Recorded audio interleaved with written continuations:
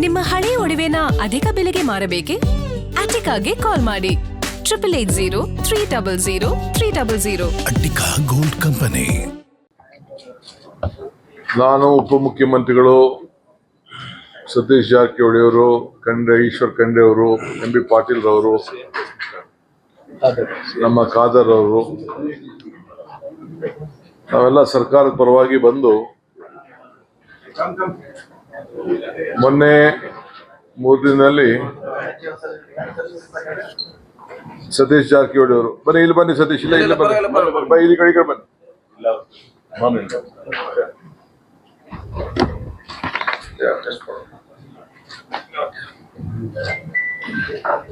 ಸತೀಶ್ ಜಾರಕಿಹೊಳಿ ಅವರು ಇವತ್ತು ಸಭೆಯನ್ನ ನಡೆಸಿದ್ದೇವೆ. ಎಲ್ಲ ಶಾಸಕರನ್ನ ಈ ಪುತ್ತೂರು ಕರ್ನಾಟಕದ ಎಲ್ಲ ಶಾಸಕರನ್ನ, ಜನಪ್ರತಿನಿಧಿಗಳನ್ನ, ಸಂಸತ್ ಸದಸ್ಯರನ್ನ ಕೂಡ ಆಹ್ವಾನಿಸಿದ್ದು. ಎಲ್ಲ ಪಾರ್ಟಿಯವರು ಕೂಡ ಎಲ್ಲ ಬಹಳ ಗೌರವದಿಂದ ಬಂದಿದ್ದರು. ಮೊನ್ನೆ ನಾನು ಗುಲ್ಬರ್ಗಾದಲ್ಲಿ ಆ ಗುಲ್ಬರ್ಗಾ ವಿಭಾಗದ, ಕಲಬುರಗಿ ವಿಭಾಗದ ಸಭೆಯನ್ನು ನಡೆಸಿದೆ. ಬಸವಣ್ಣನ ನಾಡು ಅವರ ಅನುಭವ ಮಂಟಪದಿಂದ ಅಲ್ಲಿ ಪರಿಶೀಲನೆ ಮಾಡಿ, ಅಲ್ಲೋಗಿ ಒಂದು ಸಭೆ ಮಾಡಿ, ಅಲ್ಲಿರುವಂತ ಎಲ್ಲ ಶರಣರ ಭೇಟಿ ಮಾಡಿ ಅವರ ಮಾರ್ಗದರ್ಶನ ಕೂಡ ಪಡೆದು ಆ ಬಸವ ಕಲ್ಯಾಣದಲ್ಲಿರುವಂತ ಎಲ್ಲ ವರ್ಗದ ಜನ ಅವರ ಪುತ್ರರಿಗೆ ಗೌರವನ ಕೊಟ್ಟು ಆ ಸಮಾಜಗಳನ್ನ ಭೇಟಿ ಮಾಡಿ, ನಮ್ಮ ಕಾಂಗ್ರೆಸ್ ಪಕ್ಷದ ಸಭೆ ಕೂಡ ರಾತ್ರಿ 9 ಗಂಟೆಗೆ 10:30ವರೆಗೂ ನಡೆಸಿ, ಅದಾದ್ಮೇಲೆ ಬೆಳಗ್ಗೆ ಗುಲ್ಬರ್ಗಾ ಸಭೆಯನ್ನ ನಡೆಸಿದ್ದೇನೆ. ಅನೇಕ ವಿಚಾರಗಳನ್ನ ಚರ್ಚೆ ಮಾಡಿದ್ದೇವೆ. ನಿಮ್ಮಲ್ಲಿ ಕೆಲವು ಭಾಗದಲ್ಲಿ ಮಾತ್ರ ಈ ಕಿತ್ತೂರು ಕರ್ನಾಟಕದಲ್ಲಿ ಸ್ವಲ್ಪ ಮಳೆ ಬರ್ತಾ ಇದೆ. ಅದು ಫುಲ್ ಮಳೆ ಅಂತ ನಾನು ಹೇಳಲಿಕ್ಕೆ ತಯಾರಿಲ್ಲ, ಇನ್ನು ಅದಕ್ಕೆ ಟೈಮ್ ಇದೆ. ಆದ್ರೆ ಪ್ರಧಾನಮಂತ್ರಿಗಳು ಕೂಡ ನಮಗೆಲ್ಲ ದೊಡ್ಡ ಎಚ್ಚರಿಕೆಯ ಗಂಟೆಯನ್ನು ಕೊಟ್ಟಿದ್ದಾರೆ. ನಮಗೂ ಕೂಡ ನಮ್ಮ ವರದಿಗಳಲ್ಲಿ ಇನ್ನ ಕೆರೆಗಳಿಗೆ ನೀರು ಹೋದ ಸತಿ ಏನ್ ಬಂದಿತ್ತು, ಆ ವರ್ಷದ ಮಳೆ ವಾಡಿಕೆ ಮಳೆಯಂತೆ ಮಳೆ ಬಂದಿಲ್ಲ. ಕೆಲವು ಕಡೆ 10% ಬಂದಿದೆ, ಕೆಲವು ಕಡೆ 20%, ಕೆಲವು ಕಡೆ 30% ಇಲ್ಲಿಗೆ ನಿಂತಿದೆ. ಎಲ್ಲೂ ಸಮಪಾಲು ನೀರು ಬಂದಿಲ್ಲ. ತಮ್ಗೆಲ್ಲ ಗೊತ್ತಿದೆ, ತುಂಗಭದ್ರಾದಲ್ಲಿ ಬಹಳ ಭೀಕರವಾದಂತ ಒಂದು ಸಮಸ್ಯೆನ ನಾವೆಲ್ಲ ನೋಡ್ತಾ ಇದ್ವು. ಹೋದ ವರ್ಷ ಗೇಟು 19ನೇ ಗೇಟ್ ಒಡೆದೋಗಿತ್ತು. ನಾನೇ ಅದಕ್ಕೆ ನೀರಾವರಿ ಮಂತ್ರಿ ಆಗಿದ್ದ ಸಂದರ್ಭದಲ್ಲಿ ಭೇಟಿ ಕೊಟ್ಟಿದ್ದೆ. ತಕ್ಷಣ ಹೋಗಿ ಎಲ್ಲಾ ಗೇಟ್ಗಳನ್ನ ಬದಲಾಯಿಸಬೇಕು ಅಂತ ಹೇಳಿ ತೀರ್ಮಾನವನ್ನ ಮಾಡಿದ್ದೇವೆ. ಇದಲ್ಲದೆ ರಾಜ್ಯದ ಎಲ್ಲ ನೀರಾವರಿ ಗೇಟ್ಗಳನ್ನ 50 ವರ್ಷ ಯಾವ್ದಾದ್ರು ತುಂಬಿದೆ ಅದನ್ನೆಲ್ಲ ಟೆಕ್ನಿಕಲ್ ಆಗಿ ನಾವು ಸ್ಟಡಿ ಮಾಡ್ತಾ ಇದ್ದೇವೆ. ಎಲ್ಲೆಲ್ಲಿ ವರದಿ ಬರ್ತದೋ ಅದನ್ನೆಲ್ಲ ನಾವು ಬದಲಾವಣೆ ಮಾಡಲಿಕ್ಕೆ ತೀರ್ಮಾನವನ್ನ ಮಾಡಿದ್ದೇವೆ. ಸೊ ಈಗಾಗಲೇ 33 ಗೇಟ್ ಕೂಡ ಮಾಡಿದವು. ನಮ್ಮ ಸರ್ಕಾರದ ಮೊದಲನೇ ಕರ್ತವ್ಯ ರೈತರನ್ನ ಬದುಕಿಸ್ಬೇಕು. ಆ ತುಂಗಭದ್ರಾ ಸಮಸ್ಯೆ ಬಹಳ ದಿನದಿಂದ ನಿಂತಿದೆ. 31 TMC ನೀರು ಹೂಳು ಒಳಗಡೆ ತುಂಬಿದೆ. ಅದನ್ನ ಗೌರವಾನ್ವಿತ ಮುಖ್ಯಮಂತ್ರಿಗಳು ಆಂಧ್ರ ಪ್ರದೇಶದವ್ರ ಹತ್ರ ಕೂಡ ನಾನು ಚರ್ಚೆ ಮಾಡಿ ಖಾಸಗಿಯಾಗಿ, ಆಮೇಲೆ ಕೇಂದ್ರ ಮಂತ್ರಿಗಳ ಹತ್ರ ಚರ್ಚೆ ಮಾಡಿ, ಸೊ ಮೊದಲನೇ ಬಾರಿಗೆ ನಮ್ಮ ಕರ್ನಾಟಕ ರಾಜ್ಯದಲ್ಲಿ ನೀರಾವರಿ ಸಮಸ್ಯೆಗೋಸ್ಕರ 3 ಮುಖ್ಯಮಂತ್ರಿಗಳು ಒಟ್ಟಿಗೆ ಸೇರಿ ಕೇಂದ್ರ ಸಚಿವರಾದಂಥ CR ಪಾಟೀಲ್ ಅವರ ಅಧ್ಯಕ್ಷತೆಯಲ್ಲಿ ಒಂದು ಸಭೆಯನ್ನು ಕೂಡ ನಾವು ನಡೆಸಿ ಬಹಳ ದೊಡ್ಡ ಐತಿಹಾಸಿಕವಾದಂಥ ತೀರ್ಮಾನವನ್ನು ತೆಗೆದುಕೊಂಡಿದ್ದೇವೆ. ಏನು ಆ ನೀರೆಲ್ಲ ಅವ್ರಿಗೆ ಹೋಗ್ತಾ ಇತ್ತು, ಆಂಧ್ರ ಪ್ರದೇಶ ಹೋಗ್ತಾ ಇತ್ತು. ಅದು ಕೂಡ ಅವ್ರಿಗೆ ಮನವೊಲಿಸಿ ತೆಲಂಗಾಣ ಮುಖ್ಯಮಂತ್ರಿಗಳು, ಆಂಧ್ರ ಮುಖ್ಯಮಂತ್ರಿಗಳು ಮತ್ತು ನಾನು CRS ಪಾಟೀಲ್ ಅವರು ಒಪ್ಪಂದಕ್ಕೆ ಬಂದಿದ್ದೇವೆ. ನಾವು ಆ ನೀರನ್ನ ಸಮುದ್ರಕ್ಕೆ ಬಿಡೋದು ಬೇಡ, ನಮ್ಮಲ್ಲೇ ಜಗಳ ಆಡದೆ ಆ ಬ್ಯಾಲೆನ್ಸಿಂಗ್ ರಿಸರ್ವ್ನ ಮಾಡಿ ಆ ನೀರಿಗೆ ಉಳಿಸ್ಲಿಕ್ಕೆ, ರೈತರ ಬದುಕಲಿಕ್ಕೆ ಏನೆಲ್ಲ ಮಾಡ್ಲಿಕ್ಕೆ ಸಾಧ್ಯನೋ ಆ ತೀರ್ಮಾನ ಮಾಡೋಣ ಅಂತೇಳಿ ನಾವು 3 ಜನನು ಒಂದು ಸೆಂಟ್ರಲ್ ಗೌರ್ಮೆಂಟ್ ಒಂದು ಟೆಕ್ನಿಕಲ್ ಕಮಿಟಿ ಮಾಡಲಿಕ್ಕೆ ನಾವೆಲ್ಲ ಸಮ್ಮತಿಯನ್ನು ವ್ಯಕ್ತಪಡಿಸಿದ್ದೇವೆ. ಸೊ ಅವರು 100 ದಿನದಲ್ಲೇ 3 ತಿಂಗಳ ಒಳಗಡೆ ಅವರ ಟೀಮ್ 3 ಜನ ಆಫೀಸರ್ಸು, ನಮ್ಮಿಂದ ಒಬ್ಬರು, ತೆಲಂಗಾಣದಿಂದ ಒಬ್ಬರು, ಆಂಧ್ರ ಪ್ರದೇಶದಿಂದ 3 ಜನ ಸೇರಿ ಆ ಸೆಂಟ್ರಲ್ ಗೌರ್ಮೆಂಟ್ ಆಫೀಸರ್ಸ್ ಸೇರಿ ಒಂದು ಸಮಿತಿಯನ್ನು ಮಾಡಿ, ಟೆಕ್ನಿಕಲ್ ಕಮಿಟಿ ಮಾಡಿ ಅವ್ರು ರಿಪೋರ್ಟ್ ಕೊಡ್ತಾರೆ. ಅದಾದ ಮೇಲೆ ನಾವು ಏನು ಮಾಡಬೇಕು ಅಂತ ನಾವು ತೀರ್ಮಾನವನ್ನು ಮಾಡ್ತೇವೆ. ಒಟ್ಟು 3 ಜನನು ಕೂಡ ಆ ಬ್ಯಾಲೆನ್ಸಿಂಗ್ ರಿಸರ್ವ್ ಮಾಡೋದು ಬಹಳ ಅವಶ್ಯಕತೆ ಅನ್ನೋದನ್ನ ಒಪ್ಪಂದಕ್ಕೆ ನಾವು ಬಂದಿದ್ದೇವೆ. ಈ ಮಧ್ಯದಲ್ಲಿ ಕೃಷ್ಣ, ಕಾವೇರಿ, ಗೋದಾವರಿ ಜೋಡಣೆ ವಿಚಾರದಲ್ಲಿ ಕೂಡ ನಾವು ಒಪ್ಪಂದವನ್ನು ಮಾಡಿಕೊಂಡಿದ್ದೇವೆ. ಕೇಂದ್ರ ಸರ್ಕಾರಕ್ಕೆ ಸಮ್ಮತಿಯನ್ನು ವ್ಯಕ್ತಪಡಿಸಿದ್ದೇವೆ. ಅವರು ನ್ಯಾಷನಲ್ ಪ್ರಾಜೆಕ್ಟ್ ಆಗಿ ಘೋಷಣೆ ಮಾಡ್ತೀವಿ ಅಂತ ಒಪ್ಕೊಂಡಿದ್ದಾರೆ. ಸುಮಾರು 1 ಲಕ್ಷ ಕೋಟಿ ರೂಪಾಯಿ ಪ್ರಾಜೆಕ್ಟನ್ನು ಮಾಡಲಿಕ್ಕೆ ನಾವು ಸಮ್ಮತಿಯನ್ನು ಕೊಟ್ಟಿದ್ದೇವೆ. ಸೊ 10% ನಮ್ಮದು, 90% ಅವ್ರು ಹಾಕ್ತಾರೆ. ಸೊ ಅದು ಭಾಳ ಒಂದು ಇಡೀ ನಮ್ಮ 3 ರಾಜ್ಯಗಳಿಗೂ ಭಾಳ ಅನುಕೂಲ ಆಗ್ತದೆ. ಸೊ ಆ ವಿಚಾರದಲ್ಲಿ ಒಂದು ತೀರ್ಮಾನಕ್ಕೆ ಬಂದಿದ್ದೇವೆ. ಇವತ್ತು ನಾವು ಏನು ಬರಗಾಲ ಇದೆ, ಆ ಬರಗಾಲದಲ್ಲಿ ನಾನು ಮಧ್ಯದಲ್ಲೇ ವೆಯ್ಟ್ ಮಾಡೋಕ್ಕಾಗಲ್ಲ ಅಂತೇಳಿ ಈಗಾಗಲೇ ನಾನು ಗುಲ್ಬರ್ಗ ಮುಗಿಸಿದ್ದೇನೆ. ಇವತ್ತು ಬಂದು ಬೆಳಗಾಂಗೆ ಬಂದು ಎಲ್ಲ ಶಾಸಕರು, ಸುಮಾರು 50ಕ್ಕೂ ಹೆಚ್ಚು ಶಾಸಕರು ಪಾಲ್ಗೊಂಡಿದ್ದರು, ಸಂಸತ್ ಸದಸ್ಯರು ಪಾಲ್ಗೊಂಡಿದ್ದರು, ವಿಧಾನ ಪರಿಷತ್ ಸದಸ್ಯರು ಕೂಡ ಬಂದು ಅನೇಕ ಸಲಹೆಗಳನ್ನೆಲ್ಲ ಕೊಟ್ಟಿದ್ದಾರೆ. ಸೊ ನಾವು ಬೀಜ ಬಿತ್ತನೆಗೆ ಏನು ಅನುಕೂಲ ಆಗೋಂಥಕ್ಕೆ ಗೊಬ್ಬರಕ್ಕೆ ತಯಾರು ಮಾಡ್ಕೊಳ್ಬೇಕು ಅಂತೇಳಿ ನಮ್ಮ ಅಧಿಕಾರಿಗಳಿಗೆ ಆದೇಶ ಕೊಟ್ಟಿದ್ದೇವೆ. ಕುಡಿಯೋ ನೀರಿನ ಬಗ್ಗೆ ಎಲ್ಲ ತಮ್ಮ ಸಮಸ್ಯೆಯನ್ನು ವ್ಯಕ್ತಪಡಿಸಿದ್ದಾರೆ. ಸೊ ನಮ್ಮ ಸರ್ಕಾರದಿಂದ ನಾವು ಡೆಪ್ಟಿ ಕಮಿಷನರ್ ಹತ್ರ ಒಂದಷ್ಟು ಹಣ ಇಟ್ಟಿದ್ದು, ಆದರೂ ಕೂಡ ಕೆಲವು ಅನೇಕ ಸಮಸ್ಯೆಗಳನ್ನು ಮುಂದಕ್ಕಿಟ್ರು. ಸೊ ಅದಕ್ಕೆ ಇವತ್ತು ಈ ಬೆಳಗಾಂನಲ್ಲಿ ಸುವರ್ಣಸೌಧದಲ್ಲಿ ಒಂದು ವಿಶೇಷವಾದಂಥ ತೀರ್ಮಾನವನ್ನು ಮಾಡಿದ್ದೇನೆ. ನಾನು ನಮ್ಮೆಲ್ಲ ಸಹೋದ್ಯೋಗಿಗಳು ಒಟ್ಟಿಗೆ ಸೇರಿ ಪ್ರತಿ ವಿಧಾನಸಭಾ ಕ್ಷೇತ್ರಕ್ಕೆ ನಗರಗಳಲ್ಲಿ ಬಿಟ್ಟು, ನಗರಕ್ಕೆ ಪ್ರತ್ಯೇಕವಾಗಿ ನಾನು ಮಾತಾಡ್ತೇನೆ, ಎಲ್ಲರೂ ಕೂಡ 1 ಕೋಟಿ ರೂಪಾಯಿ ಕುಡಿಯೋ ನೀರಿಗೆ ನಮ್ಮ ಏನು ಒಂದು ಅವಕಾಶಗಳಿದೆ, ಗೈಡ್ಲೈನ್ಸ್ ಇದೆ, ಆ ಗೈಡ್ಲೈನ್ಸ್ ಅಡಿಯಲ್ಲೇ ಕುಡಿಯೋ ನೀರಿಗೆ 1 ಕೋಟಿ ರೂಪಾಯಿವರೆಗೂ ಅವರು ಪ್ಲಾನ್ ಆಫ್ ಆ್ಯಕ್ಷನ್ನ ಮಾಡಿ ಆ ಸಮಿತಿ ಸಭೆಯನ್ನು ನಡೆಸಿ ಅವರು ಕೊಡಲಿಕ್ಕೆ ನಾವು ಅವ್ರಿಗೆಲ್ಲ ಒಪ್ಪಂದವನ್ನು ವ್ಯಕ್ತಪಡಿಸಿದ್ದೇವೆ. ಸೊ ಇದು ಕೇಂದ್ರ ಸರ್ಕಾರ ಏನು ಕೊಡ್ತದೋ ಬಿಡ್ತದೋ ಆಮೇಲೆ ನಾವು ನೋಡ್ತೇವೆ. ಈಗ ನಾವು ಅದಕ್ಕೆ ಅವ್ರಿಗೆಲ್ಲ ಪ್ಲಾನ್ ನೀವು ರೆಡಿ ಮಾಡ್ಕೊಳ್ಳಿ, ಸಮಿತಿಗಳನ್ನು ಮೀಟಿಂಗ್ ಮಾಡಿ, ಶಾಸಕರ ಅಧ್ಯಕ್ಷತೆಯಲ್ಲೇ ಸಮಿತಿ ಇರ್ತದೆ, ಅವರೇ ತೀರ್ಮಾನ ಮಾಡಿ ಅವರೇ ಅವರ ಪ್ರಾಜೆಕ್ಟನ್ನು ಅವರು ಸಲ್ಲಿಸೋದಕ್ಕೆ ಅವ್ರಿಗೆ ಈಗಾಗಲೇ ನಾವು ಮಾರ್ಗದರ್ಶನವನ್ನು ಕೊಟ್ಟಿದ್ದೇವೆ. ಸೊ ನಾನು ಗುಲ್ಬರ್ಗಲ್ಲ ಏನು ತೀರ್ಮಾನ ಮಾಡಲಿಲ್ಲ, ಇಲ್ಲಿ ಬಂದು ನೋಡಿದೆ ನಾನು. ಇನ್ನು ಮೈಸೂರು ಡಿವಿಷನ್ನು ಮತ್ತು ಬೆಂಗಳೂರು ಡಿವಿಷನ್ ಇದೆ, ಆದರೆ ಎಲ್ಲ ಕಡೆ ನನ್ನ ರಿಪೋರ್ಟ್ಸ್ ಈಗಾಗಲೇ ಬಂದಿದೆ. ಎಲ್ಲೂ ಕೂಡ ನೀರು ಭಾಳ ಕೊರತೆ ಆಗ್ತಾ ಇದೆ. ಸೊ ಕುಡಿಯೋ ನೀರಿಗೆ ತೊಂದರೆ ಆಗಬಾರ್ದು ಅನ್ನೋ ದೃಷ್ಟಿಯಿಂದ ಈ ತೀರ್ಮಾನವನ್ನು ತೆಗೆದುಕೊಂಡಿದ್ದೇವೆ. ಮುಂದೊಂದು ದಿನದಲ್ಲಿ ನೀರಾವರಿಗೆ ನೀರು ಬರ್ತದೋ ಇಲ್ಲೋ ನಾವು ಕಾದು ನೋಡಬೇಕಾಗಿದೆ. ಆದರೆ ಕುಡಿಯೋ ನೀರು ವಿಚಾರದಲ್ಲಿ ಎಲ್ಲ ಕೆರೆಗಳಲ್ಲಿ, ಈ ಡ್ಯಾಮ್ಗಳಲ್ಲಿ ಆ ನೀರನ್ನು ಸ್ಟಾಕ್ ಮಾಡಲಿಕ್ಕೆ ಸೂಕ್ತ ಕ್ರಮ ಕೈಗೊಳ್ಳಬೇಕು ಅಂತೇಳಿ ನಮ್ಮ ಅಧಿಕಾರಿಗಳಿಗೆ ನಾವು ಮಾರ್ಗದರ್ಶನವನ್ನು ಕೂಡ ನಾವು ಕೊಟ್ಟಿದ್ದೇವೆ. ಸೊ ಇದು ಬಹಳ ಪ್ರಮುಖವಾದಂಥ ವಿಚಾರ.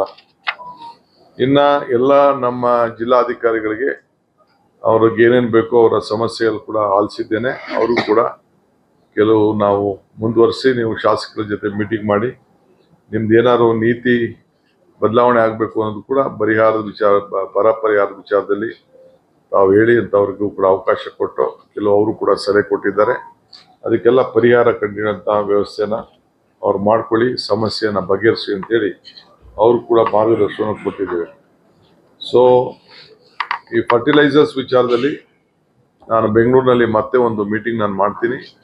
ಏಕೆಂದರೆ ಕೇಂದ್ರ ಸರ್ಕಾರ ಬರೀ 50% ಮಾತ್ರ ನಮಗೀಗಾಗಲೇ ಫರ್ಟಿಲೈಸರ್ಸ್ನ ಕೊಟ್ಟಿದೆ. ಸಂಬಂಧಪಟ್ಟ ಮಂತ್ರಿಗಳ ಹತ್ರ ಮಾತಾಡ್ತೀನಿ, ನಮ್ಮ ಅಧಿಕಾರಿಗಳನ್ನ ಕಳಿಸಿ ಅದಕ್ಕೆ ಫರ್ಟಿಲೈಸರ್ಸ್ ಹೀಗೆ ಅದು ಉಪಯೋಗಕ್ಕೆ ಬರ್ತದೋ ಬೇಡ ಇಲ್ವೋ ನಾವು ಒಟ್ಟೊಳಗೆ ಸ್ಟಾಕ್ ಮಾಡ್ಕೊಳ್ಳೋದು ಭಾಳ ಸೂಕ್ತ ಅನ್ನೋದು ತೀರ್ಮಾನಕ್ಕೆ ಬಂದಿದ್ದೇವೆ. ಬಿತ್ತನೆ ಬೀಜ ವಿಚಾರದಲ್ಲಿ ನಾನು ಈಗಾಗಲೇ ನಿಮ್ಗೆ ಹೇಳಿದ್ದೇವೆ. ಆಮೇಲೆ ಫಾರೆಸ್ಟ್ ಡಿಪಾರ್ಟ್ಮೆಂಟ್ ಅವರು ಈ ನೀರಾವರಿ ಯೋಜನೆಗಳಿಗೆ ಮತ್ತು ನಮ್ಮ ಕುಡಿಯೋ ನೀರು ವಿಚಾರಕ್ಕೆ ಭಾಳ ಅಬ್ಸ್ಟ್ರಕ್ಷನ್ ಮಾಡ್ತಾ ಇದ್ರು ಅಂತೇಳಿ ಅನೇಕರು ಸಲಹೆಗಳು ಕೊಟ್ಟಿದ್ದಾರೆ. ಸುಮಾರು 60ಕ್ಕೂ ಹೆಚ್ಚು ಜಾಗಗಳಲ್ಲಿ ಆ ಪೈಪ್ ಲೈನ್ ಎಳಿಲಿಕ್ಕೆ ತೊಂದರೆ ಮಾಡ್ತಾ ಇದ್ದಾರೆ ಕುಡಿಯೋ ನೀರಿಗೆ ಅಂತೇಳಿ. ಸೊ ಅದಕ್ಕೆ ನಾನು ಅವ್ರಿಗೆ ನಿರ್ದಿಷ್ಟವಾದಂಥ ಮಾರ್ಗದರ್ಶನವನ್ನು ಕೊಟ್ಟಿದ್ದೇನೆ. ಯಾವ ಕಾರಣಕ್ಕೂ ಕುಡಿಯೋ ನೀರಿನ ಪೈಪ್ ಲೈನಲ್ಲಿ ಅಂಡರ್ಗ್ರೌಂಡಲ್ಲಿ ಹಾಕೊಂಡು ಹೋಗ್ಲಿಕ್ಕೆ ಯಾವ ಥರದ ತೊಂದರೆ ಕೂಡ ಕೊಡಬಾರದು. ಇದು ಪ್ರಯಾರಿಟಿ, ಇದು ಮಾನವೀಯತೆ ಪ್ರಶ್ನೆ ಅನ್ನೋದನ್ನ ಮಾರ್ಗದರ್ಶನವನ್ನು ಕೊಟ್ಟಿದ್ದೇನೆ. ಇದಲ್ಲದೆ ಯಾರು ಕೂಡ ಜಮೀನಿನಲ್ಲಿ ಕೆಲವರಿಗೆ ಫಾರೆಸ್ಟ್ ರೈಟ್ ಆ್ಯಕ್ಟು ನಮ್ಮ ಸರ್ಕಾರ, ಕೇಂದ್ರ ಸರ್ಕಾರ ತಂತು. ಇನ್ನು ಕೆಲವು ಕಡೆ ನಮ್ಮ ಸೋಷಿಯಲ್ ವೆಲ್ಫೇರಿಂದ ತೀರ್ಮಾನ ಆಗಿಲ್ಲ. ST ಅವ್ರಿಗೆ 75 ವರ್ಷ, ಜನರಲ್ ಇದು ST ಅವ್ರಿಗೆ 25 ವರ್ಷ, ಜನರಲ್ಗೆ ಬೇರೆಯವ್ರಿಗೆ 75 ವರ್ಷ ಅಂತಿತ್ತು. ಅದಕ್ಕೊಂದು ಸಮಿತಿ ಇದೆ. ಇನ್ನು ಕೆಲವು ನಮ್ಮ ಫಾರೆಸ್ಟ್ ಅವರು ತಕರಾರುಗಳು ಆಗ್ತಾ ಇದ್ದಾರೆ. ಯಾರನ್ನು ಕೂಡ ಒಕ್ಕಲು ಎಬ್ಬರಿಸಬಾರ್ದು. ಕಾನೂನು ಚೌಕಟ್ಟಿನಲ್ಲಿ ಏನಿದೆ ಅದರ ಕಾನೂನು ಪ್ರಕಾರ ಅವ್ರಿಗೆ ಏನು ಹಕ್ಕು ಸಿಕ್ಕೊಡ್ಬೇಕು ಆ ಹಕ್ಕನ್ನು ಕೊಡಬೇಕಾಗ್ತದೆ. ಯಾರು ಕೂಡ ರೈತರನ್ನ ಫಾರೆಸ್ಟಲ್ಲಿ ಯಾರು ಟ್ರೈಬಲ್ಸ್ ಇರ್ಬೋದು, ಜನರು ಇರ್ಬೋದು, ಯಾರು ಮೂಲಭೂತವಾಗಿ ನೂರಾರು ವರ್ಷದಿಂದ ವ್ಯವಸಾಯ ಮಾಡ್ಕೊಂಡು ಬರ್ತಾ ಇದ್ದಾರೆ, ತಲಂತರವಾಗಿ ಅವ್ರನ್ನ ರಕ್ಷಣೆ ಮಾಡಬೇಕು. ಇದು ನಮ್ಮ ಸರ್ಕಾರದ ನೀತಿ ಅನ್ನೋದನ್ನು ನಾನು ನಮ್ಮೆಲ್ಲ ಅಧಿಕಾರಿಗಳಿಗೆ ಮಾರ್ಗದರ್ಶನವನ್ನು ಕೊಟ್ಟಿದ್ದೇನೆ. ಇದಲ್ಲದೆ ತಮಗೆಲ್ಲ ಗೊತ್ತಿದೆ, ರಾಮ ಮಂದಿರದಲ್ಲಿ ಯಾವ ರೀತಿ ದೊಡ್ಡ ನಮಗೆಲ್ಲ ಅಗೌರವ ಬಂದಿದೆ. ನೀವೆಲ್ಲ ಭಾಳ ಭಕ್ತಿಯಿಂದ ಇಟ್ಟಿಗೆ ಕೊಟ್ಟಿದ್ದೀರಿ, ಹಣ ಕೊಟ್ಟಿದ್ದೀರಿ, ಚಿನ್ನ ಕೊಟ್ಟಿದ್ದೀರಿ, ಬೆಳ್ಳಿ ಕೊಟ್ಟಿದ್ದೀರಿ, ದುಡ್ಡು ಹಾಕಿದ್ದೀರಿ, ಎಲ್ಲ ಹೋಗಿ ಹಾಕಿದ್ದೀರಿ. ಇದೊಂದು ದೊಡ್ಡ ಕಳ್ತನದ ಒಂದು ದೊಡ್ಡಾಗಿ ನಮಗೆಲ್ಲ ಮಾನಸಿಕವಾಗಿ ದೊಡ್ಡ ಅವಮಾನ ಆಗಿದೆ. ಧರ್ಮದ ಹೆಸರಿನಲ್ಲಿ ನಾವು ಎಲ್ಲ ಈ ರೀತಿ ಮಾಡಿ ಈ ರೀತಿ ತೊಂದರೆ ಆಗಿರೋದು ನಮಗೆಲ್ಲ ಗೊತ್ತಿದೆ. ಮುನ್ನೆಚ್ಚರಿಕೆಯಾಗಿ ಇಡೀ ರಾಜ್ಯದ ಎಲ್ಲ ನಮ್ಮ ಮುಜರಾಯಿ ದೇವಸ್ಥಾನಗಳಲ್ಲಿ ಕಡ್ಡಾಯವಾಗಿ ಆ ದೇವಸ್ಥಾನದ ಒಳಗಡೆ ಗೋಲ್ಕದ ಎದುರುಗಡೆ CCTVಯನ್ನು ಅಳವಡಿಸ್ಬೇಕು.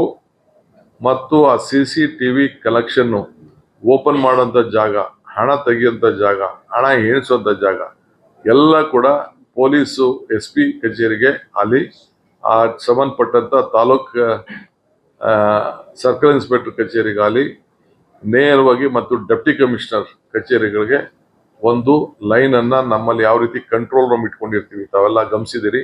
ಟ್ರಾಫಿಕ್ ವಿಚಾರದಲ್ಲಿ ಒಂದು ಕಂಟ್ರೋಲ್ ರೂಮ್ ಡ್ಯಾಶ್ ಬೋರ್ಡ್ ಹಾಕಿರ್ತೀವಲ್ಲ, ಆ ರೀತಿ ನೀವೆಲ್ಲ ಮಾಹಿತಿಯನ್ನು ನಮ್ಮ ಸರ್ಕಾರದ ಯಾವುದಾದ್ರು ದೇವಸ್ಥಾನಗಳು ಮುಜರಾಯಿ ಇಲಾಖೆ ಇದೆ, ಎಲ್ಲೇ ಮುಜರಾಯಿ ದೇವಸ್ಥಾನ ಇಲಾಖೆ ಇರದೆ ದೊಡ್ಡ ದೇವಸ್ಥಾನ ಅಲ್ಲಿ ಕಂಪಲ್ಸರಿ ಒಂದು CCTV ಕ್ಯಾಮ್ರಾವನ್ನು ಇಡಬೇಕು. ಪ್ರತಿಯೊಂದು ಹಣ ಕಲೆಕ್ಟ್ ಮಾಡುವಾಗ, ಕೂಡಿಸುವಾಗ, ಬೀಗ ತೆಗೆಯುವಾಗ, ಬೀಗ ಮುಚ್ಚುವಾಗ ಯಾವಾಗಲೂ ಕೂಡ 24/7 ಆ ಕ್ಯಾಮ್ರಾ ಆನ್ ಆಗಿರಬೇಕು. ಅದಕ್ಕೆ ಸೂಕ್ತವಾದಂಥ ವ್ಯವಸ್ಥೆಯನ್ನು ಮಾಡಬೇಕು ಅಂತೇಳಿ ಅವ್ರಿಗೆ ಮಾರ್ಗದರ್ಶನವನ್ನು ಕೊಟ್ಟಿದ್ದೇನೆ.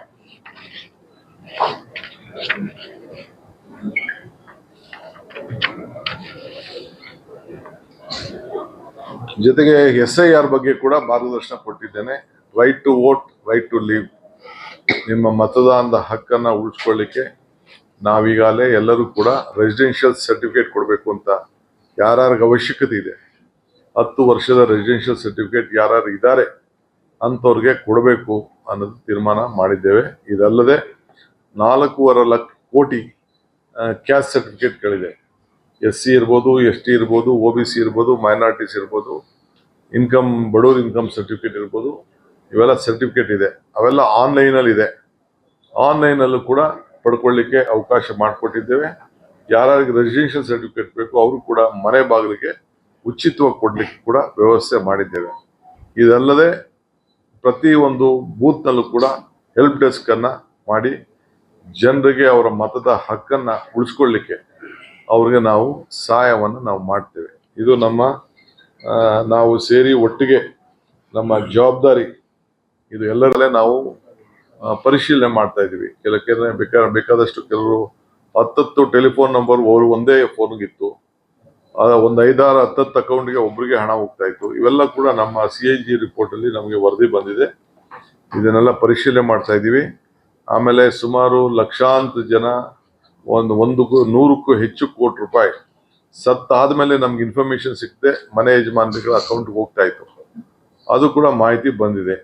ಅದನ್ನು ಕೂಡ ತಡೆಗಟ್ಟಲಿಕ್ಕೆ ಮತ್ತೆ ಅದನ್ನು ಹೊಸದಾಗಿ ಅವರ ಮಾಹಿತಿಯನ್ನು ಒದಗಿಸ್ಕೊಡ್ಬೇಕು. ನೋ ಯುವರ್ ಕಸ್ಟಮರ್ ಅಂತೇಳಿ ಯಾರ್ಯಾರಿಗೆ ಅದನ್ನು ಕೊಡ್ತಾ ಇದ್ದೀವಿ, ಹೊಸ ಭಾವಚಿತ್ರವನ್ನು ಪಡ್ಕೊಳ್ಳಿಕ್ಕೆ ವಿದ್ಯುತ್ ಶಕ್ತಿ ವಿಚಾರದಲ್ಲಿ ಯಾರ್ಯಾರು ಕೊಡ್ತಾ ಇದ್ದೀವಿ ಅವ್ರಿಗೆ ಮತದಾನದ ಹಕ್ಕು ಇರೋದನ್ನ ಫಸ್ಟು ಮಾಹಿತಿಯನ್ನು ಪಡ್ಕೊಳ್ಳಿಕ್ಕೆ ಈಗಾಗಲೇ 2 ಗೃಹ ಜ್ಯೋತಿ, ಗೃಹಲಕ್ಷ್ಮಿ 2 ಕಡೆಗೂ ಹೊಸದಾಗಿ ನೀವು ಒಂದು ಅರ್ಜಿಯನ್ನು ನಿಮ್ಮ ರಿನ್ಯೂ ಮಾಡ್ಕೊಳ್ಳಿಕ್ಕೆ ತಾವು ಕೊಡಬೇಕು. ಬಟ್ ಯಾವ ಕಾರಣಕ್ಕೂ ನಾವು ಯಾವ ಯೋಜನೆಯನ್ನು ನಿಲ್ಲಿಸೋದಿಲ್ಲ. ಎಲ್ಲ ಅರ್ಹ ಫಲಾನುಭವಿಗಳಿಗೆ ಇದನ್ನು ಕೊಡಲಿಕ್ಕೆ ನಾವು ಕ್ರಮವನ್ನು ಕೈಗೊಳ್ತಾ ಇದ್ವಿ. ನಮ್ಮ ಯೋಜನೆ ಮುಂದುವರಿತದೆ. ಸಿದ್ದರಾಮಯ್ಯನವರ ಸರ್ಕಾರದಲ್ಲಿ ನಾವೆಲ್ಲ ಸೇರಿ ಏನು ತೀರ್ಮಾನ ಮಾಡಿದ್ದೋ ಯಾವ ಕಾರ್ಯಕ್ರಮ ಕೂಡ ನಿಲ್ಲಿಸುವಂಥ ಪ್ರಶ್ನೆ ಇಲ್ಲ, ಎಲ್ಲರೂ ಕೂಡ ಮುಂದುವರಿತದೆ. ಬಟ್ ಕೆಲವ್ರಿಗೆ ಏನು ಸಮಸ್ಯೆ ಇತ್ತು, ಏನು ನಮಗೆ ನಮ್ಮ ಇವರು ಆಡಿಟರ್ಸು ನಮಗೇನು ಗೈಡ್ ಮಾಡಿದ್ದಾರೆ ಅದ್ರ ಬಗ್ಗೆ ನಾವು ಪರಿಶೀಲನೆಯನ್ನು ನಾವು ಮಾಡ್ತಾ ಇದ್ದೀವಿ.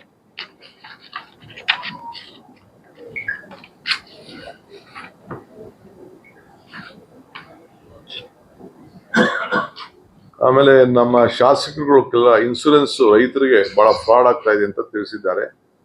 ಅದನ್ನ ನಾನು ಬೆಂಗಳೂರಿನಲ್ಲಿ ಒಂದು ಸಪ್ರೇಟ್ ಆಗಿ ಮೀಟಿಂಗ್ ಮಾಡಿ, ಯಾಕೆಂದ್ರೆ ಗುಲ್ಬರ್ಗ ಕಡೆ ಒಂದು ಮಾಹಿತಿ ನನಗೆ ಬಂದಿದೆ, ಇಲ್ಲೂ ಕೂಡ ನಾನು ನೆಕ್ಸ್ಟ್ ಬೆಂಗಳೂರಿನಲ್ಲಿ ಇನ್ಸೂರೆನ್ಸ್ ಬಗ್ಗೆ ರೈತರಿಗೆ ಎಷ್ಟು ಹಣ ಕಟ್ತಾ ಇದ್ದಾರೆ, ಏನು ಅವ್ರಿಗೆ ಸಿಗ್ತಾ ಇದೆಯಾ ಇಲ್ಲ, ಏನು ಎತ್ತ ದಳ್ಳಾಳಿಗಳ ದಂಧೆ ನಡೀತಾ ಇದೆ ಅನ್ನೋದು ಕೂಡ ನನ್ನ ಗಮನಕ್ಕೆ ಕೆಲವು ಶಾಸಕರೆಲ್ಲ ತಿಳಿಸಿದ್ದಾರೆ. ಅದ್ರ ಬಗ್ಗೆ ಕೂಡ ನಾನು ಬೆಂಗಳೂರಿನಲ್ಲಿ ಪ್ರತ್ಯೇಕ ಸಭೆ ಮಾಡ್ತೇನೆ. ಬಹಳ ಜನ ಶಾಸಕರು ಮೋಡ ಬಿತ್ತನೆ ಆಗಬೇಕು ಅಂತೇಳಿ ಮನವಿ ಮಾಡಿದ್ದಾರೆ. ಸುಮಾರು 10ಕ್ಕೂ ಹೆಚ್ಚು ಜನ ಶಾಸಕರು ನಾವೊಂದು ಪ್ರಯೋಗ ಮಾಡಬೇಕು, ಹಿಂದೆ ಆಗಿತ್ತು. ಮೊನ್ನೆ ಏನೋ ಶಾಸಕರೆಲ್ಲ ಸೇರಿ ಅವ್ರವ್ರು ಹಣ ಹಾಕೊಂಡು ಪ್ರಯತ್ನ ಮಾಡಿದ್ದಾರೆ. ಸೊ ಅದು ಕೆಲವು ಯಶಸ್ವಿ ಆಗಿದೆ ಅಂತ ತಿಳಿಸಿದ್ದಾರೆ. ನಾನು ಅದ್ರ ಬಗ್ಗೆ ರಿಪೋರ್ಟ್ ತರಿಸ್ಕೊಳ್ತೇನೆ. ಬೆಂಗಳೂರಿನಲ್ಲಿ ಒಂದು ಸಪ್ರೇಟ್ ಮೀಟಿಂಗ್ ಮಾಡ್ತೇನೆ. ಮೀಟಿಂಗ್ ಮಾಡಿ ಅದ್ರ ಬಗ್ಗೆ ನಾನು ಗಂಭೀರವಾದಂಥ ಒಂದು ತೀರ್ಮಾನವನ್ನು ತೆಗೆದುಕೊಳ್ತೇವೆ. ಇದಲ್ಲೇ ನಮ್ಮ ಭೂ ದಾಖಲೆಗಳು, ನಮ್ಮ ರೆವಿನ್ಯೂ ಮಿನಿಸ್ಟರ್ ಅವರು ಒಂದು ವಿಶೇಷವಾದ, ಹಿಂದೆ ಕೃಷ್ಣ ಬೈರೇಗೌಡರು ಅದನ್ನು ನಡೆಸ್ತಾ ಇದ್ರು. ಇದು ನಮ್ಮ ಸರ್ಕಾರಕ್ಕೆ ಬಹಳ ಪ್ರಿಯವಾದಂಥ ಪ್ರಾಜೆಕ್ಟ್. ಇಡೀ ದೇಶದಲ್ಲೇ ಮೊದಲನೇ ಬಾರಿಗೆ ಎಲ್ಲರ ಬದುಕಿನಲ್ಲಿ ಅವರ ಆಸ್ತಿಗಳಿಗೆ ದಾಖಲೆಗಳನ್ನು ಅವರ ಫೋಟೋ ಸಮೇತ GS ಮಾಡಿ ಅವರ ಮಾಲೀಕತ್ವದಲ್ಲಿರುವಂಥ ಆಸ್ತಿಗಳಿಗೂ ಫೋಟೋ ತೆಗೆಸಿ ಅವ್ರಿಗೊಂದು ಸಪ್ರೇಟ್ ಆಗಿ ಒಂದು ಆಸ್ತಿ ದಾಖಲೆಗಳನ್ನ ಒದಗಿಸ್ಕೊಳ್ಳುವಂಥ ವಿಚಾರ, ಭೂಮಿ ಗ್ಯಾರಂಟಿ, ಅದನ್ನು ಕೂಡ ಇಡೀ ರಾಜ್ಯದ ಎಲ್ಲ ನಾಗರಿಕರಿಗೆ ರೆವಿನ್ಯೂಲಿ ಮತ್ತು ನಮ್ಮ ಖಾತಾ, ಇದಲ್ಲದೆ ಈಗಾಗಲೇ ನಾನು ಘೋಷಣೆ ಮಾಡಿದಂತೆ ಎಲ್ಲರಿಗೂ ಕೂಡ ಯಾರು ಆಕ್ಯುಪೆನ್ಸಿ ಸರ್ಟಿಫಿಕೇಟ್ ಇಲ್ಲ, ಕಮೆನ್ಸ್ಮೆಂಟ್ ಸರ್ಟಿಫಿಕೇಟ್ ಇಲ್ಲ, ವಿದ್ಯುತ್ ಶಕ್ತಿ ಇಲ್ಲ, ನೀರು ಕೊಡಬೇಕು ಅನ್ನೋ ದೃಷ್ಟಿಯಿಂದ 60-40ವರೆಗೂ 20% ಪ್ಲಸ್ಸು ಮೈನಸ್ಸು ಎಲ್ಲರಿಗೂ ಕೂಡ ಅವ್ರಿಗೆ ಅರ್ಜಿಯನ್ನು 15ನೇ ತಾರೀಕುವರೆಗೂ ಎಕ್ಸ್ಟೆಂಡ್ ಮಾಡಿದ್ದೀನಿ. ಅವರು ಫೋಟೋ ಸಮೇತ ಕೊಡಬೇಕು, ದಾಖಲೆಗಳನ್ನು ಕೊಡಬೇಕು. ಕ್ರಮಬದ್ಧವಾಗಿರೋರಿಗೆ ಕೆಲವ್ರಿಗೆಲ್ಲರೂ ಕೂಡ 60-40ವರೆಗೂ ರೆಸಿಡೆನ್ಷಿಯಲ್ಗೆ ಅವಕಾಶವನ್ನು ಕೊಡಬೇಕು ಅಂತ ಈಗಾಗಲೇ ತೀರ್ಮಾನ ಮಾಡಿದ್ದೇವೆ. ಇದನ್ನು ಕೂಡ ನಾನು ಕಟ್ಟುನಿಟ್ಟಿನಿಂದ ನಮ್ಮೆಲ್ಲ ಅಧಿಕಾರಿಗಳಿಗೆ ನಾವು ತಿಳಿಸಿದ್ದೇವೆ.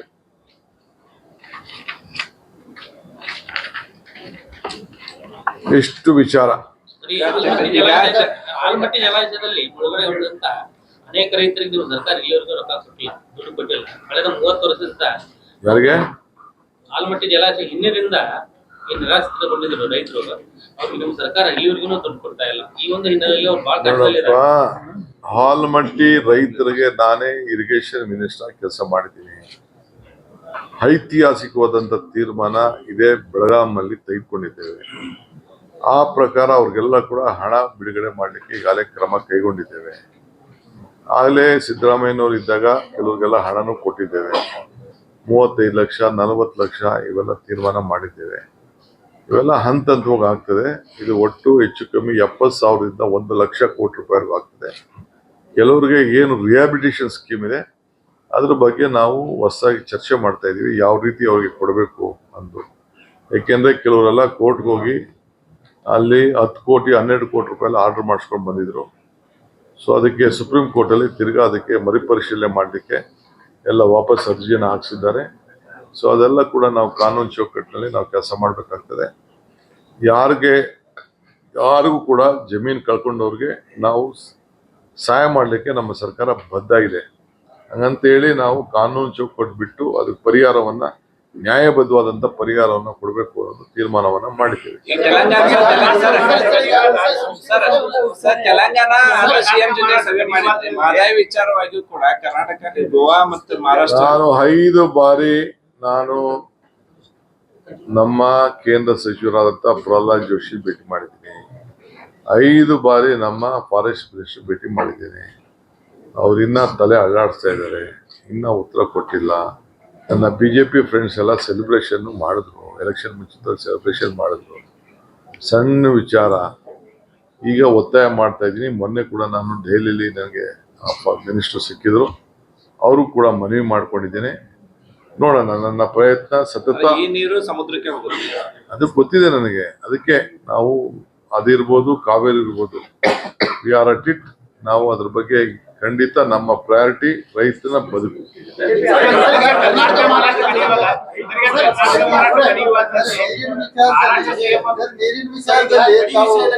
ತೆಲಂಗಾಣ ಮತ್ತು ಹೈದರಾಬಾದ್ 2 ರಾಜ್ಯಗಳನ್ನ ನಾವು ನೋಡಿದ್ವಿ. ಅದೇ ರೀತಿಯಲ್ಲಿ ಗೋವಾ ಮತ್ತು ಇದು ಮಹದಾಯಿ ವಿಚಾರ ಮತ್ತು ಪ್ರತಾಪಂಡಿ ವಿಚಾರ ಖಂಡಿತ ಆ ಪ್ರಯತ್ನ ಕೂಡ ನಾನು ಮಾಡ್ತೀನಿ. ಮಹಾರಾಷ್ಟ್ರ ಸರ್ಕಾರ ಉನ್ನತ ಮಟ್ಟದಲ್ಲಿ ಸಭೆ ಮಾಡಿದ್ದಾರೆ ಸರ್. ಶರದ್ ಪವಾರ್ ನಾನು ಬರ್ಬೇಕಾದ್ರೆ ನಾನು MB ಪಾಟೀಲ್, HK ಪಾಟೀಲ್ ಅದೇ ವಿಚಾರ ಪ್ರಸ್ತಾವನೆ ಮಾಡಿಕೊಂಡು ಚರ್ಚೆ ಮಾಡಿಕೊಂಡು ರಿಪೋರ್ಟ್ಸ್ ಎಲ್ಲ ನಾವು ನೋಡಿದ್ದೇವೆ. ಇಲ್ಲೂ ಕೂಡ ಕೆಲವು ರೈತರು ಸಹ ಇವರು ನಮ್ಮ ಕನ್ನಡ ಸಂಘಟನೆಗಳು ಬಂದು ನನ್ನ ಭೇಟಿ ಮಾಡಿದ್ದಾರೆ. ಅವರು ಅಹವಾಲನ್ನ ಕೊಟ್ಟಿದ್ದಾರೆ. ಅದು ಸಾರಾಂಶ ನೋಡ್ತೀವಿ. ಕರ್ನಾಟಕ ರಾಜ್ಯದ ಗಡಿ ಹಿತಕ್ಕೆ ಏನೆಲ್ಲ ಬೇಕು ನಾವೆಲ್ಲದಕ್ಕೂ ಕೂಡ ಬದ್ಧ ಇದ್ದೇವೆ. ನಾನು ಅದನ್ನ ವಿಚಾರ ಸ್ವಲ್ಪ ಕಂಪ್ಲೀಟ್ ರಿಪೋರ್ಟ್ಸ್ ನ ತರಿಸ್ಕೊಂಡು ಬೆಂಗಳೂರಲ್ಲಿ ನಾನು ಮಾತಾಡಿ ಅವ್ರನ್ನೂ ಕೂಡ ಬೆಂಗಳೂರಿಗೆ ಕೆಲವು ಆಹ್ವಾನ ಮಾಡ್ತೀನಿ. ಇದು ರಾಜ್ಯದ ವಿಚಾರ, ಇದು ಎಲ್ಲರನ್ನು ವಿಶ್ವಾಸಕ್ಕೆ ತೆಗೆದುಕೊಂಡು ತೀರ್ಮಾನವನ್ನ ಮಾಡ್ತೇವೆ. ಯಾವ ಕಾರಣಕ್ಕೂ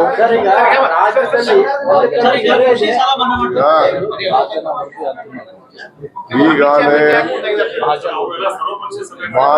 ಮಹಾಜನ ವರದಿ ಬಂದಿದೆ. ಅದು ಏನು ಅನ್ನೋದು ಈಗಾಗಲೇ ನಮ್ಮ ಸರ್ಕಾರದ ಅಭಿಪ್ರಾಯ ಇದೆ. ಅಂತಿಮವಾದಂತ ಅಭಿಪ್ರಾಯ ಈಗಾಗಲೇ ನಾವು ತಿಳಿಸಿದ್ದೇವೆ. ಈಗ ಸದ್ಯಕ್ಕೆ ಅವರು ಮೀಟಿಂಗ್ ಮಾಡಿರ್ಬೋದು. ಮೀಟಿಂಗ್ ಮಾಡಿದ ತಕ್ಷಣ ಏನು ಇಲ್ಲ, ಅದಕ್ಕೆ ಏನೇನು ಕೋರ್ಟ್ ಕೇಸ್ ಇದೆ ಅದನ್ನೆಲ್ಲ ಗಮನಿಸ್ತೀವಿ. ನಮ್ಮ ರಾಜ್ಯದ ಹಿತವನ್ನ ನಾವು ಕಾಪಾಡ್ತೇವೆ. ಬೆಳಗಾವಿ ಮಹಾನಗರ ಪಾಲಿಕೆಯಲ್ಲಿ ಕರ್ನಾಟಕದ ಮಾಡ್ಬೇಕಂತೇಳಿ ಕನ್ನಡ ಸಂಘಟನೆಗಳು 2 ತಿಂಗಳಿಂದ ಹೋರಾಟ ಮಾಡ್ತಾ ಇವೆ. DC ಅವರು ಸರ್ಕಾರಕ್ಕೊಂದು ವರದಿ ಕೊಟ್ಟಿದ್ದಾರೆ. ಇದು ಮಹಾಜನ ವರದಿ ಅಂತಿಮ, ಇದ್ರ ಬಗ್ಗೆ ಸರ್ಕಾರ ನಿರ್ಧಾರ ಮಾಡಿ ಇನ್ನೂವರೆಗೆ ಒಂದು ಠರಾವ್ ಪಾಸ್ ಆಗ್ತಾ ಇಲ್ಲ, ಇನ್ನೂ ಆಗ್ತಾ ಇಲ್ಲ. ಚರ್ಚೆ ಮಾಡ್ತೀನಿ ನಾನು ನೋಡಿ.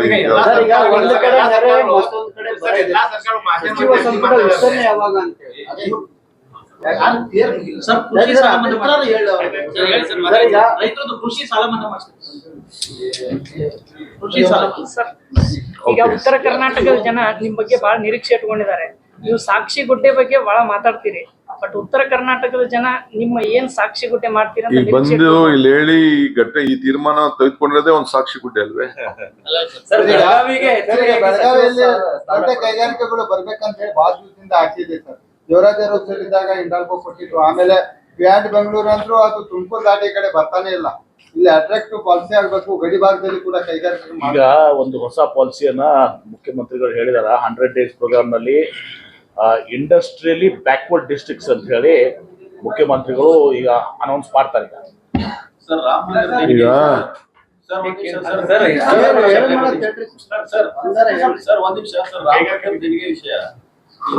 ಕರ್ನಾಟಕಕ್ಕೂ ಹಬ್ಬಿದೆ ಅಂತ ಒಂದು ಆರೋಪ ಇದೆ ಸರ್. ಈ ರಾಮ ಮಂದಿರ ದೇಣಿಗೆ ಹಗರಣ ಈ ಕರ್ನಾಟಕಕ್ಕೂ ಹಬ್ಬಿದೆ. ಕರ್ನಾಟಕದಲ್ಲಿ ಬಿಜೆಪಿ ಅವ್ರು ಕೇಳ್ಬೇಕು. ತನಿಖೆ ಮಾಡಿಸ್ತೀರಾ? ಸರ್ಕಾರ ತನಿಖೆ ಮಾಡಿಸ್ತೀರಾ? ಈಗ ನಮ್ಮ ಇಂಡಿಯಾ ಒಕ್ಕೂಟದ ಒಬ್ಬ ಮಾಜಿ ಮುಖ್ಯಮಂತ್ರಿಗಳು ಇದನ್ನ ನೇರವಾಗಿ ಆರೋಪ ಮಾಡಿದ್ದಾರೆ. ಮಲ್ಲಿಕಾರ್ಜುನ್ ಖರ್ಗೆ ಸಾಹೇಬರು ಕೂಡ ಇದ್ರ ಬಗ್ಗೆ ಪ್ರಸ್ತಾವನೆ ಮಾಡಿದ್ದಾರೆ.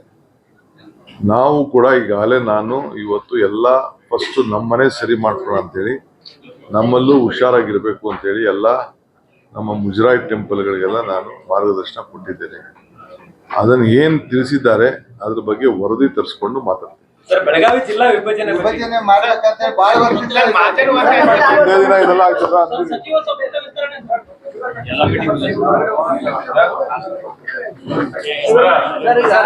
all other meetings are scheduled here. ಸಚಿವ ಸಂಪುಟ ಸಂಪುಟ ವಿಸ್ತರಣೆ ಬಗ್ಗೆ ಬೆಳಗಾವಿ ಹೆಚ್ಚಿನ ಸ್ಥಾನ ಸಿಗಬೇಕನ್ನೋ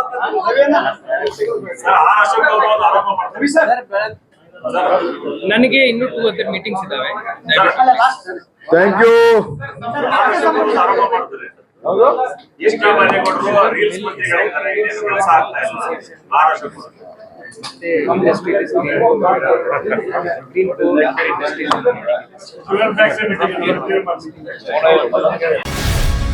ಗ್ಯಾರಂಟಿ ನ್ಯೂಸ್, ಸುದ್ದಿ ಖಚಿತ, ನ್ಯಾಯ ನಿಶ್ಚಿತ.